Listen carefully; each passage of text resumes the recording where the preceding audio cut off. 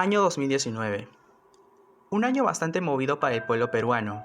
Pasamos de presenciar el suicidio de un expresidente, el arresto de otro en suelo internacional, a ver cómo el entonces presidente de la nación disolvía el Congreso tras la obstrucción fujimorista. Pasamos de un crecimiento económico del 4.0 a desacelerar al 2.3%, y entre muchas cosas más. Y cuando todos creíamos que nada podría ir peor, ocurre la mayor desgracia del siglo. El 31 de diciembre de 2019, la Organización Mundial de la Salud recibió reportes de la presencia de neumonía de origen desconocido en la ciudad de Wuhan, en China. Tras varios análisis, China comunicó que los recientes casos de neumonía no eran provocados por los virus del SARS ni del MERS, sino por uno nuevo de las familias del coronavirus, a lo cual llamaron en un principio 2019 nCoV. El 11 de enero de 2020, la Comisión de Salud Municipal de Wuhan reporta la primera muerte provocada por el coronavirus. La víctima, un hombre de 61 años que había estado en el mercado de mariscos. Pronto la comunidad internacional empieza a girar su atención en esta ciudad de 11 millones de habitantes. Días después de la primera muerte, las autoridades de Tailandia y Japón reportaron los primeros casos fuera de China. El 21 de enero, el virus cruzó el Océano Pacífico. Funcionarios en el estado de Washington confirman el primer caso en Estados Unidos. Tiempo después, el virus siguió expandiéndose afectando a países europeos. En la madrugada del 6 de marzo del mismo año, se confirma el primer infectado en el Perú, al cual denominaron como paciente cero. El hombre, un trabajador de la TAM, quien estuvo de vacaciones en España, Francia, Italia y República Checa. Este habría ingresado al suelo peruano el 26 de febrero sin mostrar síntoma, pero el 29 empezó a experimentar fiebre, malestar general, tos y dolor de cabeza, pero que recién acudiría a una clínica días después. Tras ser evaluado y que se informara de su condición al MINSA, se determinó que estaba infectado por el coronavirus, por lo que se dispuso a su aislamiento. No fue hasta el 15 de marzo que el entonces presidente Martín Vizcarra declarara el estado de emergencia, siendo el primer país en Latinoamérica en decretar el confinamiento social. Pero, con todos los esfuerzos para frenar la expansión del virus al país, fueron en vano, pues en el lapso de ese año se infectaron 1.022.603 y murieron 94.801 peruanos a causa de este virus. Una de las peores crisis sociales en el Perú que acababa de empezar, pues fruto de la pandemia predominó, además del miedo, una crisis económica que hasta el día de hoy afecta a miles de peruanos. Tras el aislamiento social provocado por el virus, muchas empresas se vieron obligadas a cerrar, y el fruto de ello, un desempleo masivo que provocó que miles de peruanos no supieran cómo llevar el pan a casa. Esto, combinado con los casos de infección en familiares, provocó que el pueblo sintiera un desamparo total del Estado. Gente nueva moría cada día y los hospitales estaban abarrotados de enfermos. Las camas UCI no daban abasto para tantas personas. Médicos que presentaban sus servicios de forma voluntaria morían a causa de este virus. Pronto, el peruano tuvo que ingeniárselas para alimentar a sus familias, creando así ollas comunes en gran parte del país. Esto, combinado con los donativos de otras personas conscientes de la problemática, acudían a ayudarse los unos a los otros con lo que podían. Una sociedad humanitaria comenzó a notarse pronto, frente al problema económico que empezó a crearse dentro del país.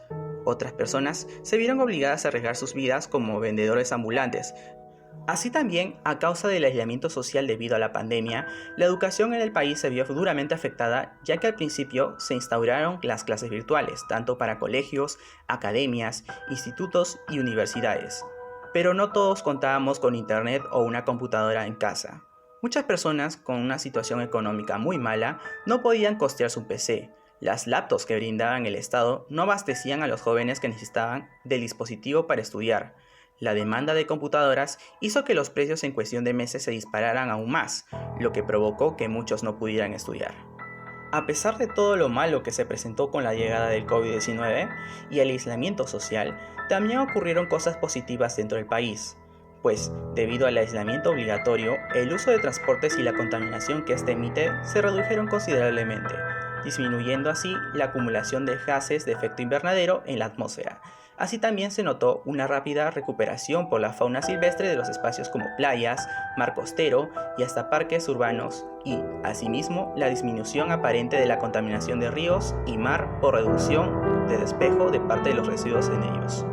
Durante el transcurso de la pandemia, también el sector político se vio afectado, pues no fue hasta después de agosto que la situación sanitaria comenzó a normalizarse, pero entonces se recrudeció el ataque de la oposición hacia el presidente Vizcarra, pues el nuevo Congreso, que debía estar más alineado al Ejecutivo, se volvió incluso más rebelde y hostil que el anterior disuelto por el mandatario en septiembre de 2019.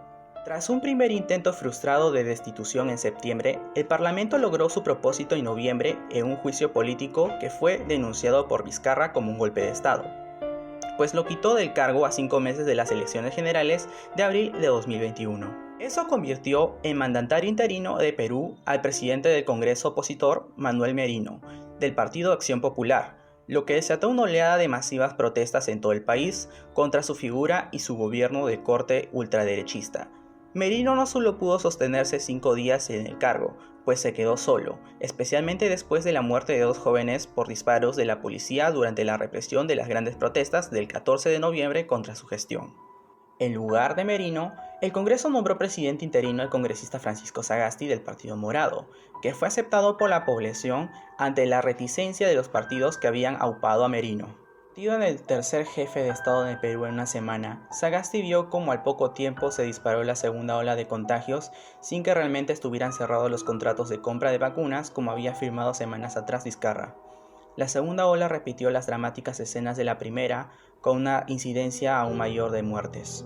Otro de los entornos más agridulces provocados por la política ese mismo año se vio el 7 de febrero, en el que llegaron las primeras vacunas. 1 millón de dosis del laboratorio estatal chino Sinopharm, pero pronto se esfumó la buena noticia al revelarse el escándalo de las vacunaciones secretas de más de 100 altos funcionarios con un exclusivo lote al que accedieron antes de que cualquier ciudadano pudiera ser vacunado. 2.000 dosis llegadas a Perú para inmunizar en principio a los investigadores que participaban en el ensayo clínico de Sinopharm, que realizaba de su vacuna en el Perú con 12.000 voluntarios, pero que al final terminaron en manos de un grupo de privilegiados. Ahí estaban para desazón de la población el expresidente Vizcarra y 2 ministras, la de Salud y Relaciones Exteriores, en funciones, así como otros funcionarios que aprovecharon para vacunar a toda su familia pese a que el inmunizante no estaba autorizado aún por la Autoridad Reguladora Nacional. La crisis empañó el primer hálito de esperanza, como es el de que la vacunación ponga fin a la dramática situación. El país arrancó su segundo año de pandemia en plena campaña electoral llena de incertidumbres, sin mejoras económicas en corto o mediano plazo y con el deseo de avanzar en un proceso de vacunación marcado por la llegada a cuentagotas de la dosis al país. Tercer año de la pandemia mundial y la entrada del nuevo presidente Pedro Castillo, la situación política sigue envuelta en una crisis constante. La situación económica del pueblo se recupera poco a poco tras la reintegración laboral de la gente. Los colegios, academias, universidades e institutos vuelven a abrir sus puertas a la presencialidad en algunos lugares, pese a que ha habido varias variantes del virus.